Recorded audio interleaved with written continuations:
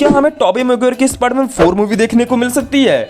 Sam Raimi की Spiderman series वाली MJ यानी क्रिस्टन डंस्ट ने अपने near perfect story pitch reveal की है स्पाइडरमैन 4 के लिए, जिसमें टॉबी मैguire भी शामिल होते हैं। जब स्पाइडरमैन नो वे होम में मैguire ने अपने आइकॉनिक स्पाइडरमैन वर्जन के साथ सरप्राइज रिटर्न किया, तब से सैम रेमी के स्पाइडरमैन ट्रिलॉजी के पॉसिबल 4th पार्ट के बारे में डिस्कशन फिर से गर्म हो गए।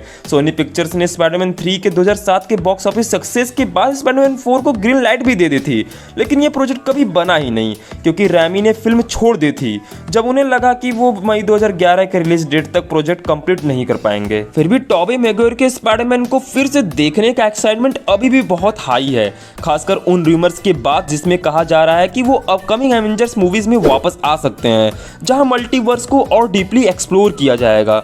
और अब सैम रेमी स्पाइडरमैन ट्रिलॉजी की एक और ओरिजिनल कास्ट मेंबर ने भी अपनी कमबैक की इंटरेस्ट दिखाई है। क्रिस्टन डंस्ट लगता है कि स्पाइडरमैन 4 के आइडिया के साथ पूरी तरह से ऑन बोर्ड है। उन्होंने कहा कि अगर स्टोरी में पीटर पार्कर और मेरी जेन वॉटसन को पेरेंट्स के रूप में दिखाया जाए तो वो काफी इंटरेस्टिंग होगा। साथ ही गैम्बिट के एक्टर टैटम ने भी ये पॉइंट आउट किया कि जब एक बच्चा स्टोरी का पार्ट होता है तो स्टेक्स और भी ज्यादा हाई हो जाते हैं। इस स्टेज पर अभी तक मार्वल या सोनी पिक्चर्स की तरफ से कोई ऑफिशियल अपडेट नहीं आया है कि वो टॉबी मैguire या क्रिस्टन डंस्ट के साथ स्पाइडरमैन 4 बनाएंगे या नहीं।